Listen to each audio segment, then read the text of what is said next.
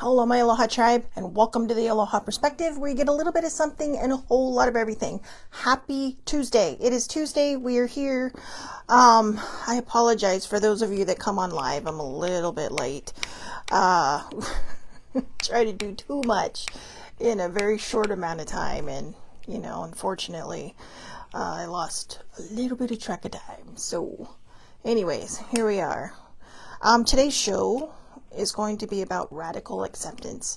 So buckle in, because I'm not sure if it's going to be a shorter show or a longer show, but it is going to be a show. All right. So, all right. Auntie Shelley says, buckle in. So good morning, older sibling. And, all right, let's get going. Let's get rolling here. Get cracking. Cracking. Got my coffee. Oh, I forgot to take my pills.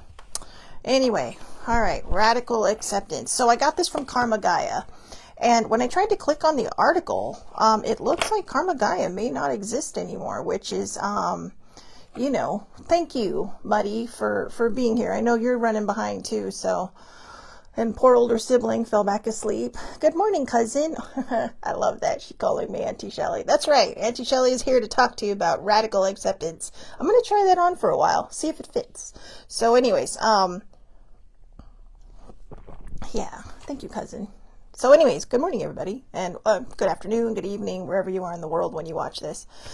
So I have 3 pages to read, so let's buckle in a little bit, and then we'll talk about it, okay? So radical acceptance, and again, this is from Karma Gaia.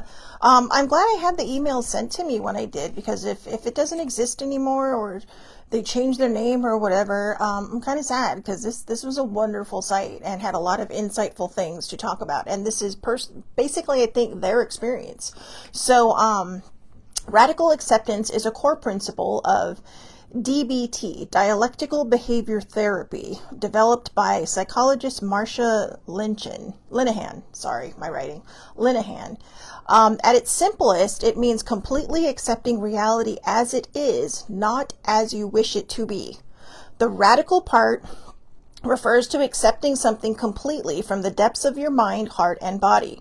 It doesn't mean you approve of what happened or that you won't work to change things. It simply means acknowledging what is. The cost of non-acceptance, from the author. Before discovering radical acceptance, my pattern was predictable. Number 1, something painful would happen. Number 2, I'd think, this isn't fair, this shouldn't be happening, or I can't stand this. Number 3, my suffering would multiply as I fought against reality. And number 4, I'd stay stuck often for weeks or months.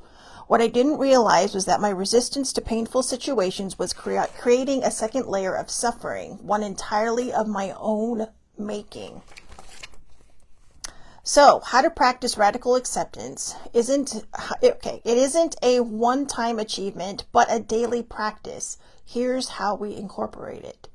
Notice the non-acceptance. Pay attention to the thoughts like, this shouldn't be happening, or physical signs of resistance like tension or avoidance. Remind yourself that reality is what it is. I often repeat, this is happening whether I accept it or not. Focus on what you can control. After accepting what you can't change, direct your energy toward what you can influence. And using coping statements, phrases like, I can handle this moment even though it's difficult, or this is painful, I can still move forward, can help. Should I try that again? Good morning, Allie. Happy New Year. So let's try that again. Use coping statements. Phrases like, I can handle this moment even though it's difficult, or this is painful and I can still move forward, can help. What radical acceptance is not. Radical acceptance is frequently misunderstood. It is not giving up or being passive. It is not approving of bad situations. It is not forgiveness, though it may head there eventually. It is not an instant cure for pain. Real life impact. Since practicing radical acceptance, I've noticed conflicts resolve faster when I accept others as they are. I move through grief more fluidly without fighting the pain. My anxiety lessens when I accept uncertainty. I waste less time on things I truly cannot change. The most profound change, the reduced suffering pain the reduced suffering. Pain is inevitable in life, but the additional suffering caused by resisting reality is optional. Remember, acceptance doesn't mean you won't take action to improve the situations when possible. It simply means you're starting from a place of clear-eyed reality rather than wishful thinking or denial. Radical acceptance won't eliminate all suffering from your life. Nothing can. But it might just transform your relationship with pain, making space for more peace, even in difficult circumstances. So one of the reasons I wanted to read this is, I don't know, I have no idea why. I was trying to find something to do for the show today, and all of a sudden I saw that, and I'm like, wow, that's a good one. Especially for the times we're living in now, right? I mean, it's not easy. It's not easy, but radical acceptance, I think it's amazing, honestly, and I think that it should be taught by more therapists, and I think it should be, sung from the mountaintops about radical acceptance, because, a lot of times, it is where we are, and we spend more time, wishing away what we need to fix than fixing it, right? Until finally we feel so far behind the 8 ball that it's kind of like, oh, fine, I'll just fix it. And then you get there anyway. So I think the whole idea of radical acceptance is this. Do you want to waste your time hemming, hawing, and thinking about how this isn't fair, this isn't right, blah, blah, blah, yada, yada, yada, why did this have to happen to me? Or do you want to just start moving forward now? So I'm not saying don't grieve, okay? Because whatever it is you're grieving, and it's not always about death, okay? Grieving isn't always about death. It's the loss of something. It is the loss of something important to you, something special to you, something that was meaningful and, impacted your life. And when it's taken away, it can impact us. It can affect our lives. So this is what we have to do, is radical acceptance. Now, this may not be for everybody. I mean, I'm sitting here saying it should be, but that's just me. That's just Auntie Shelley saying, acting like a parent, even though I've never been one. So, that's why the aunties are fun, because, we take them, we sugar them up, we bring them back. So, and the uncles, I guess. You can't forget the uncles, right? So anyway, anywho, so I like this part. The radical part refers to accepting something completely from the depths of your mind, heart, and body. It doesn't mean you approve of what happened or that you won't work to change things. It simply means acknowledging what is. I think when we acknowledge what is, it really can take away the anger. Because sometimes I think we get so angry about a situation, we get stuck in it, right? And, and when we get stuck in a situation, it doesn't fix itself. It doesn't improve itself. It just stays stuck. But when we start accepting things as they are in that moment, it gives us kind of the peace of mind, like, okay, there's nothing I can do about this. So I'm just going to move forward and see what happens, and hopefully whatever it is that I can't fix will fix itself. But what I can fix, I'm going to move forward and do that. I'm going to make the changes I need to make. I'm going to start the process of, allowing myself to find a way, to find a path. So I think that while radical acceptance may feel like it is radical, I think the reason that maybe they had to put the word radical in front of acceptance is because without the word, we probably just go, oh yeah, I've accepted that. But have you? When I was reading that, about, the pain and the things we can't change, I was thinking about how angry I was when my mom died. And then how angry I was when Sissy Joe passed away. And I was just thinking, like, what the hell? They died within about 10 months of each other. And I was just like, I'm not sure I can handle more of this. I'm really not sure I can handle more of this. And yet here it was, staring me in the face. And I spiraled. I spiraled for a long time. I know in here it said sometimes days or months, but I spiraled for about several years. And actually, did it? Oh, I thought it said something about months. Maybe that was something else I read in the article, that it can, you know, it can cause you to, you know, do all these things. But, oh, I know, that was at the beginning. The part I didn't write down. But it was this, the cost of non-acceptance. Something painful would happen. I'd think, this isn't fair, this shouldn't be happening, or I can't stand this. All three of those things passed through my mind. Number 3, my suffering would multiply as I fought against reality. Oh, here it is. I'd stay stuck often for weeks or months. And what I didn't realize was that my resistance to painful situations was creating a second layer of suffering, one entirely of my own making. I'm not the kind of person that can push it down and wait for it to pop up in different ways later. But I was also not the kind of person that knew how to move through something like this.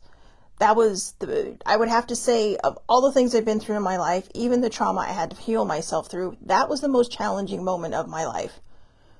2 strong women within 10 months taken from me. Now, they were taken from other people too, but my mom, you know, I was just like, what the hell? And then with Sissy Joe, we had just had this great talk in January, and then by June she was gone.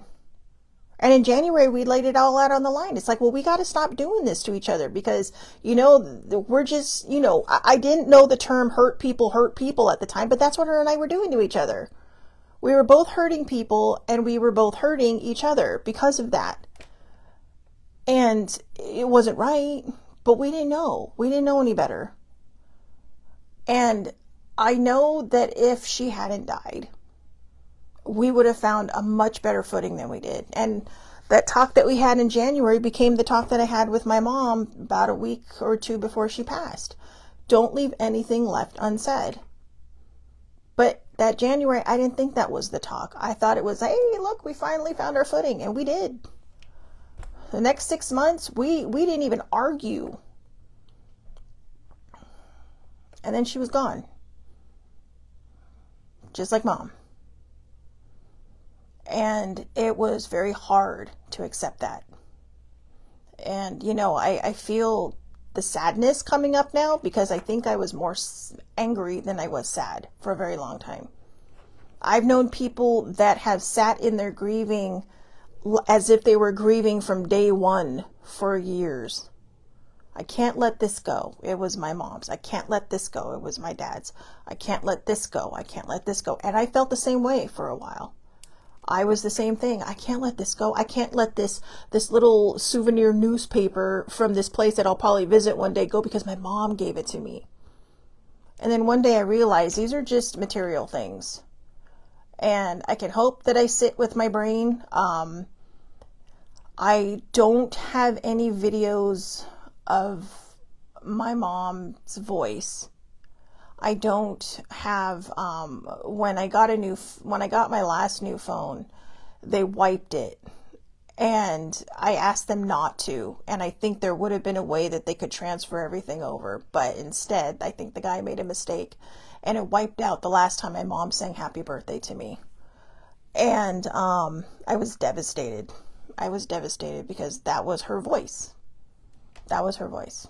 But I can still hear her in my head. I can still remember her voice in my head for now, you know, and I hope it stays that way, because it's been 11 years, but it's still fresh and clear. So for all of us who have been through something rough, as you all know, my job that I had for 15 years, the position was eliminated. Now that's been several years now. And, but I grieved that too. That was very hard. Within the span of 5 years, I'd been through just a shit ton of stuff. My mom dying, Sissy Joe dying, my friend from work passing away, losing my job. And I mean, every time I thought I was coming out of the spiral, I just spiraled again. And I'll be honest with you, I know I've talked on the show that, you know, I'm coming out of a spiral now, but honestly, I'm not sure I ever did. I think I just came out of like, I don't know, like if you're looking at a funnel, right? Like a funnel cloud or a funnel, like a tornado funnel. I feel like I'm in, it's like I'm constantly spinning in there, but then I'm just kind of, maybe I float to the top where you're spinning bigger so you don't realize that you're really in this spiral. And, I think, knock on wood, all right? I really hope I'm coming out of it now. I think I have, but I'm afraid to say that because every time I think I have, it's like poof, I'm right back in it. So I guess in a way, even though this isn't something I was looking for, radical acceptance, I knew when I was writing all this down, it was something that I needed. So it's like I said on this show, Auntie Shelly, she's going through all this with you. I'm not just sitting here trying to blow smoke up your ass. All right. I am sitting here telling you that, I'm in the trenches with you. If you're hurting, or if you know other people that are hurting, I am sitting here in the trenches with you, because even if I've healed, I still get triggered. But I also know, right? It's like that story of the guy who was at the bottom of the well, right? An alcoholic falls, and was, I don't know if they actually referred to him as an alcoholic in the story, but I know it was an AA story, and I read it. I think somebody shared it on Facebook, and it was just such a profound story, because you do not need to be in recovery in order to understand what the message was. So I'll give you the quick version. A man falls into the well, okay? And somebody comes by, just some guy moseying by, and he's like, well, I don't have anything to get you out, but I'll sit here and talk with you for a while. And the man says, thank you, I appreciate it. Then he has to leave. So the man sits at the bottom of the well, and he's just like, okay, and then a priest comes by, and the priest says, I don't have a rope, I can't get you out, but I will pray with you. And the man says, okay, Father, I appreciate that, thank you very much. And then another person comes by, and he says, I fell down the well and I'm stuck and I don't know how to get out. And the man jumps in, and he says, well, what are you doing? Now we're both stuck down here. And he's all, I've already been here and I know how to help you out. And that's radical acceptance. That's somebody saying, you know what? I've been here. I've done this. I've done the work. Let me help you figure your path out so that you can find your way out of the well. So, yeah, exactly. Allie says, a spiral has many twists and turns. We think we're coming out of it, but really we're just coming out of another twist. There are many twists to overcome. Exactly, right? I mean, I feel in my heart that I'm no longer spiraling, but I can't convince my brain of that. And so it's almost like it's consistently wanting me to spiral again. And I don't want it to. I don't want to let it. But I think radical acceptance is what, for me personally, I need. I need to realize that, as much as people hate the term, it is what it is. It is what it is. And we can accept that, or we can keep fighting against the grain instead of going with the flow. And really, that's what acceptance and radical acceptance is. Acceptance is going with the flow. Radical acceptance is surfing the flow, all right? Boogie boarding that flow. It's catching that wave and saying, all right, you know what? Let's see what happens, because everything I've tried up until now has not worked. So let's see what happens. Let's see what happens. And, we read it here. So, the real life impact. Conflicts resolve faster when I accept others as they are. I move through grief more fluidly without fighting the pain. My anxiety lessens when I accept uncertainty. I waste less time on things I truly cannot change. And remember, they're not talking about it being like, ooh, boom, you're done. No, this is daily practice. These are things that we have to work through. These are things that we're going to have to, challenge ourselves on the hard days to move through. On those days where it's just kind of like, what the hell? And you're like, well, So everybody I know that hates the term, it is what it is usually going through something. And they don't like it the way it is. My life, it is what it is. But What can I do to change it? What can I do to find a way to radically accept where I'm at? Remember, it's not a one-time achievement, but a daily practice. And notice the non-acceptance. Remind yourself that reality is what it is. Focus on what you can control. Use coping statements. It's like a commercial we have here, right? And I say here because Allie is in England. So, I think it's a Geico commercial, but it's, they're basically silly commercials, and maybe it's Progressive. I don't know, but they have the backup person, right? And it's usually a football player of some sort. It's like the backup football player to whoever. And, they had one with the family photo. It's like, so-and-so, you're in, kid, you're out, just those kind of things. And they had one where this girl was talking to her friend about this, somebody she's trying to be in a relationship with or in a relationship with, and the friend's not listening. So she says, so-and-so, you're in. And the guy just sits there and he leans like he's listening. And he says, you are not a mechanic. It is not your job to fix them. And even though it was meant to be funny because it's a commercial about a girl complaining about, her relationship, it is a very profound statement. We are not mechanics. We cannot fix other people. We can only fix ourselves. And in order for us to just really kind of understand the thought processes of other people, we just have to accept it for what it is, whether we like it or not. Because no matter how much we try to challenge someone to do something, you may just be pushing them farther and farther away from the starting line. So when you kind of just, say, all right, you know what, you're going to do what you're going to do, and there's nothing I can do about it. When you figure out how to move forward and focus on your paper, keep your eyes on your own paper, right? Maybe it helps them see. Because you're not kowtowing to them. You're not, doing everything for them. You're showing them what they're capable of. You're not pressuring them and saying, hey, just come on, I'm kind of thinking about my dad. My dad is in a funk, all right? I hope he doesn't watch this. It'd be so bad. But my dad is in a funk. And I've lost my mind trying to figure out how to get him out of this funk. Because he doesn't believe he's in one. My dad, even though he tries to be very supportive of my mental health, and he understands people have, wishy-washy mental health, my dad is not one of those people. Okay, I don't have depression.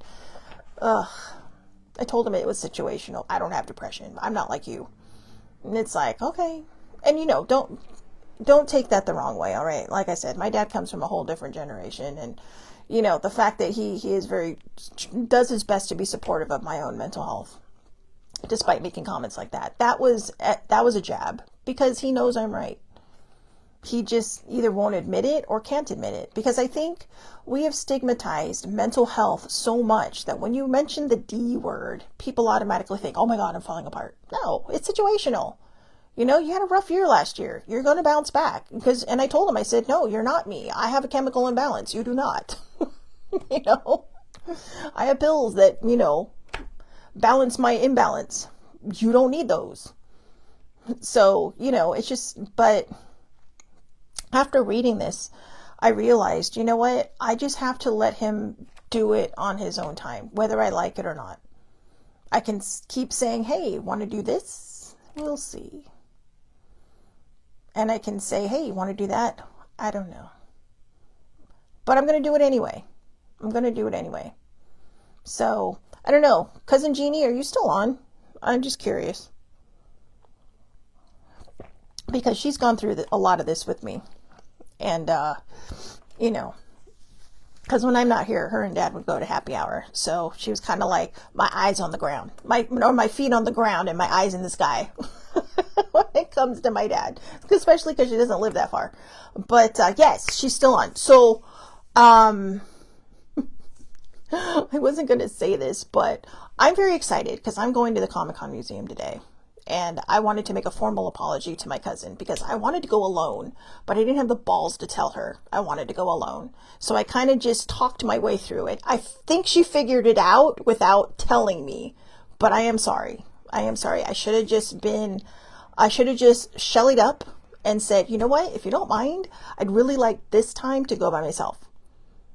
Because I don't know why, it was just something I thought I was going to do alone. And I kind of ramped myself up to it. And then, you know, so I apologize. I apologize. But if you want to have coffee or something after I'm done, let me know. All right. Because I can come swing by, pick you up, and we can go talk about it or whatever. But I'm in my cute dress. I'm in my cute Doctor Who dress. And I'm so excited. I can't tell you how excited I am. It's my birthday week. So this is my birthday thing to myself. But I wanted to apologize formally to my cousin. Because here's the thing. After I read about the radical acceptance, and it is what it is, I realized, you know what? I kind of played her. But my cousin is smart enough to know that I wasn't playing her.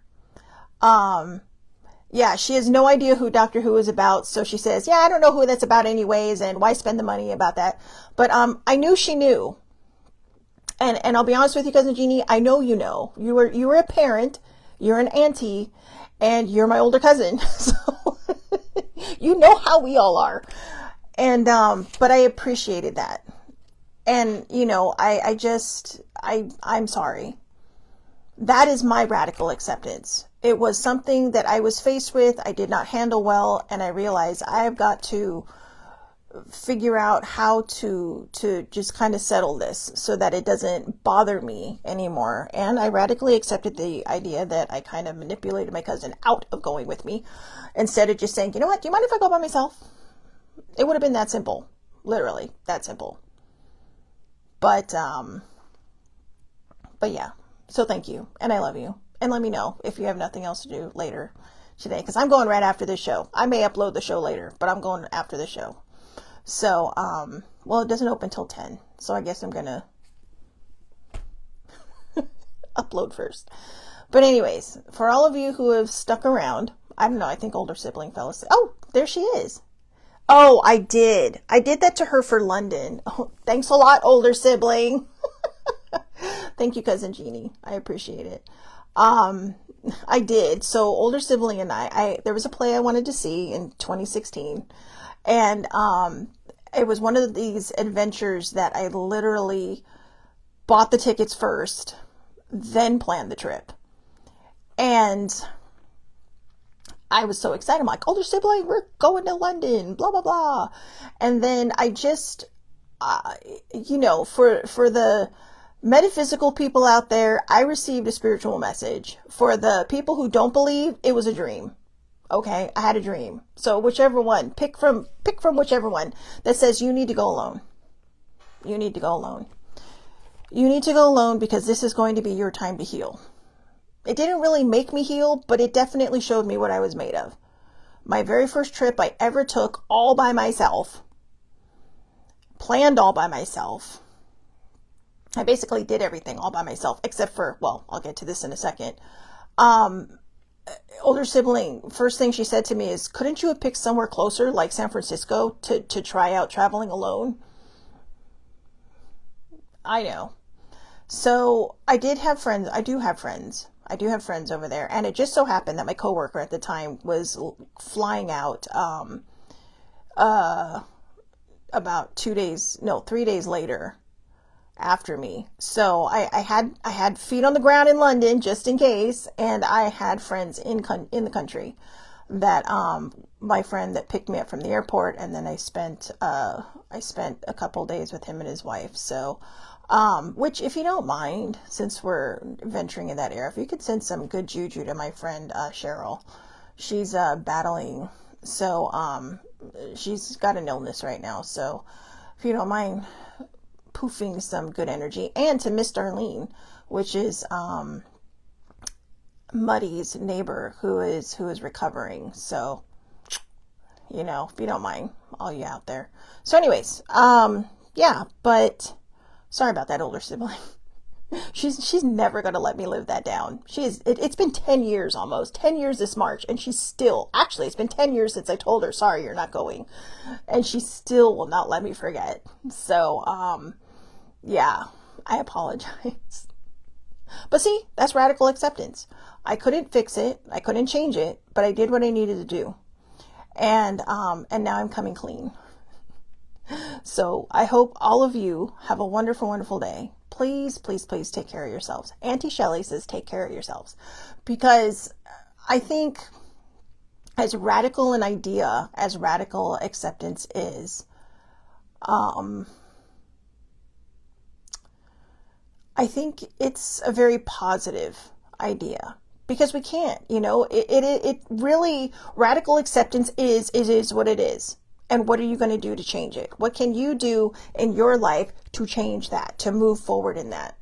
Sammy says she got to see Darlene yesterday. She's still not feeling back to normal. We're going to get her there. We're going to get her there, Muddy. All right. Oh, thank you. I know. I'm excited. Okay. I am super excited. So yeah, I don't know why I don't wear this more often though. Seriously. But, I mean, I'm not trying to be that person, but they make my boobs look good. So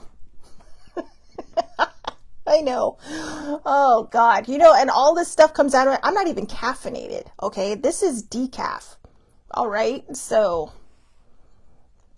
I told older sibling last night, I said, I'm at the age now where I just don't give a shit. 'Cause it's just like, you know what? And I don't think it has anything to do with age either. I think we just get to a certain point in our life where we realize, you know what? I'm just going to stop people pleasing and just be me. I'm just going to be me. And this is me. All right. Because, it's not all the time I like my boobs.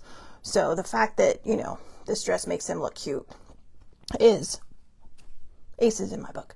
So again, I hope it's radical acceptance of my chest. So, but no, I'm not making fun of radical acceptance. I love the idea of radical acceptance. I really, really do. And I hope that a lot of you are able to embrace it, because even though it is not a one-time thing, it is a daily practice. This is something we are all capable of doing. We cannot fix other people, but we can fix us. It's my London cup too? I don't get it. Older sibling said, and it's your London cup too. Yeah, my London cup that I got on a Goodwill expedition with cousin Jeannie. This cup only cost me $3. But I knew it was meant for me the moment I saw it, because somebody picked it up and put it back down, and I saw it and I'm like, oh, put it back down, put it back down, put it back down. And they did. So I don't get what she means about the cup. But anyways, maybe the cup makes me giddy. No idea. So anyways, all right, I'm off. I'm out. Have a great day, everybody. Thank you so much for watching. Tomorrow, Self-Care Wednesday. I have something for Self-Care Wednesday, and believe it or not, it actually came in the same email that this radical acceptance came in. So maybe it's just another shorter version, a compact version of radical acceptance. All right. So have a great day, everybody. Thank you so much for watching. I'll see you back here tomorrow, 8:30 a.m. Pacific time, Facebook Live. All lives are public on Facebook under Shelly Marie Lucas. You can also find me on YouTube, and it branches out to Blue Sky, Threads, and TikTok.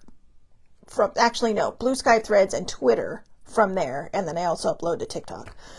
And you can pretty much find me under the Aloha Perspective or my name. All right. So again, have a great day. Thank you all so much for watching. Allie, thank you for popping in. Good afternoon to you. Good evening. Sammy, good afternoon to you. And good rest of the morning to my cousin and my sibling. So, and to everybody else watching, have a wonderful, wonderful day or evening. I will see you tomorrow.